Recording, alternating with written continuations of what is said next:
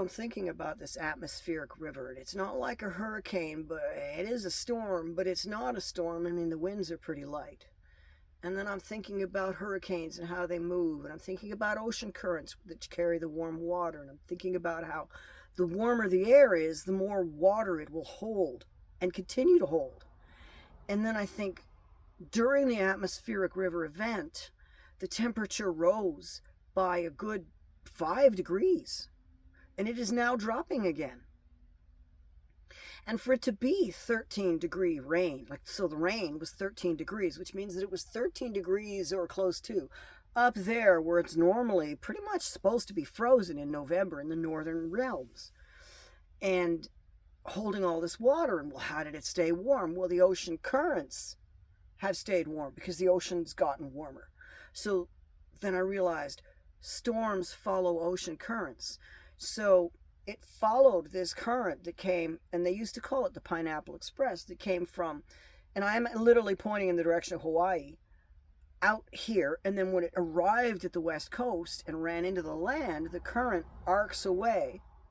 And as it does, and it takes this sweeping turn, it throws the rain off onto the mountains, which has now resulted in this incredible deluge that we are seeing, which is extreme for the rainy coast. It's the wet coast for sure, but this is an extreme event. And witnessing what I've witnessed in the park has been fascinating because there were no casualties. There was no real harm done. The two vehicles I know of that got, like the vehicles I know of that got damaged, each and every one of them were covered by adequate insurance. And I know that the owner of the RV that got flooded is actually happy to have an easy way to sell the RV off. And there was one person that had to be rescued out of it, but the water didn't get too high for their belongings, so they were able to keep their stuff dry and get their stuff out after the deluge sank down. But the amount of mud and sand deposited in the woods and the way that it cleared out the underbrush was really neat. And it took away a bar chair, but it didn't take away a pair of jeans draped on a log. Wow. Like in the same little, like there's this little pocket that this little arc that the river takes, and it went washing across the whole thing 5 feet deep, which normally the creek is ankle deep and quite narrow. And so this 5 foot deep, and it was constantly in motion. It was just a torrent of mud, just threw mud and sand from up there to down there, and all over the bottom of the forest. And it left a 6-part pop ring, you know, those pop can. Here, let me show you. Never ever leave these behind. When you find them, please cut them. Cut so there are no more loops left, you see, so that it's just one continuous piece, you see, because those loops are deadly. Even after it's gone to the garbage dump, it can still resurface as a deadly plastic. So cut that and then throw it out properly wherever you find it. And I found it interesting that nature knew to leave the bottles, the cans, and the plastic loops behind. But she cleared out all the other garbage, like all the organic garbage went, and some inorganic styrofoams in that stupid bar chair. Who knows where it is now? Probably sitting at the bridge. I mean, they're going to have to get in there and get all of that crap out from the road bridge. That's just a mess. They're just waiting probably tomorrow. I noticed there were tow trucks cruising around like predators.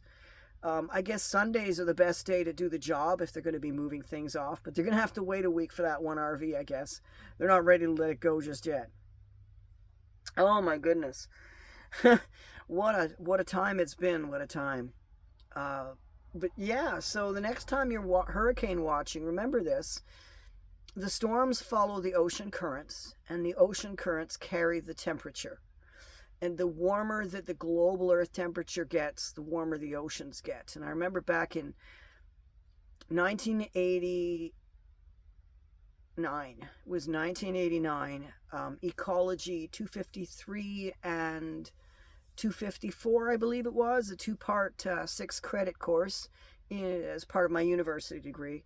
that I took for pure interest. And of course, you've got to take all these side interests besides to round out your degree. They want you to have a well-rounded education, for which I'm absolutely grateful. And I just remember them talking about global warming, and that a difference of up to 2 degrees potentially could dramatically change weather patterns and cause a great deal of heartache and trouble across the planet. And that the professor was saying that he very much doubted that we'd be able to get the oil companies on board by then, that their interference would probably be a real detriment to solving the problem. And it was an interesting class, and I've just watched the world follow through on all of the things we discussed in that class. It's gone exactly as expected. And in fact, and the other thing he says, when it comes to the end of the day, what it comes down to is that we just don't actually know. We've got a whole lot of math, and we've got a whole lot of pretty good assumptions, and we've got climate models, and we've got models, but we really don't know exactly what's going to happen. We never have, we never will. And so here we are discovering what's going to happen. I, for one, resolve to experience it with interest and cheer as much as I can, because it's going to bring me down otherwise. And, survival comes from keeping your chin up, keep a stiff upper lip, and all the rest of that. And, whatever it is, in every other generation at least, the world runs us through some hardship. And it does this in part to keep the human race from getting too weak. Courage is not a thing that people do. Courage is something you build against your will. It is something you build because you just have to. And for a lot of people, the only way to put them in a position like that, if there's a deity controlling anything, would be to put them through hardship. And I don't personally think there's a deity controlling everything. I think it's more that we are the deity controlling everything. There is and there isn't, because it's all of us, and we are it. And it's a collective action, the way a school of fish moves, or a flock of starlings, a murmuration of starlings. It's more along those lines. And each one of those animals is acting in concert with its neighbors while still making personal, judgmental choices. And some are on the outside, and some are on the middle, and some are leading the direction, and some are following. And it creates these beautiful patterns of movement. And human beings do the same sort of thing. But we've got too much imagination and too much information. So it's upsetting us, and it's interfering with our ability to move smoothly with each other. Also, don't forget, we are beset by fear-mongers. There are people who want us to be upset. It is their goal and intention that we spend our days feeling helpless and endangered. Because here's the things that happen when you feel helpless and endangered. Helplessness means inaction. Inaction means you never take up your power. When you feel frightened of what's going to happen next, you constantly self-soothe. You're continuously looking for ways to comfort yourself. Things that do not involve taking action, because you feel like action won't happen, so you focus on the nearest way to self-soothe. And every single one of those things is a profit maker. And in fact, some of the worst profit makers on the planet are things that you do to deal with the anxiety that you feel from living in a world where there are people actively trying to keep you scared. And there's an infinitude of ways for you to fight that, and you will find the right one for you when you recognize that it's being done to you deliberately. You will figure out how to fight back. Personally, I keep my news consumption down to at-will searching and serendipitous discovery. So for the most part, I don't know what's going on in the world, and I don't need to. But then there are subjects that I research, because, like climate. Yeah, I know I'm going to get flagged all over the place for this rant. But I'm a weather junkie. I love meteorology. I love science. I love biology. I love environment. I love the natural processes. It's one of my passions in life is to study how life works on every level, from the spiritual down to the chemical. I love that stuff. And I've been studying it my whole life. And so for me, it's something that I'll go research. I will go look up, and like I'm sitting there scrolling through the social media with the rest of you and running into stories. And then I will look up the ones that interest me. And I'll just go, you know what? That's your problem, to the ones that don't. And I try to remember not to let fear or anxiety be the thing that interests me.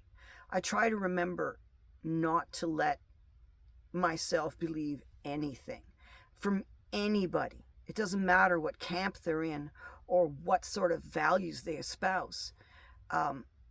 There are sources that to this day I still trust. I feel like these are people with integrity. But at the end of the day, I try to remember that everybody has an agenda, and mine should be my mental health. Bottom line. And my mental health needs the peace and quiet of local news only.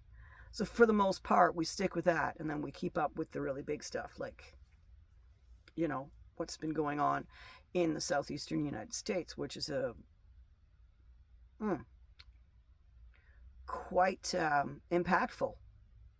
And I keep up with other things. I keep up with the things that matter to me.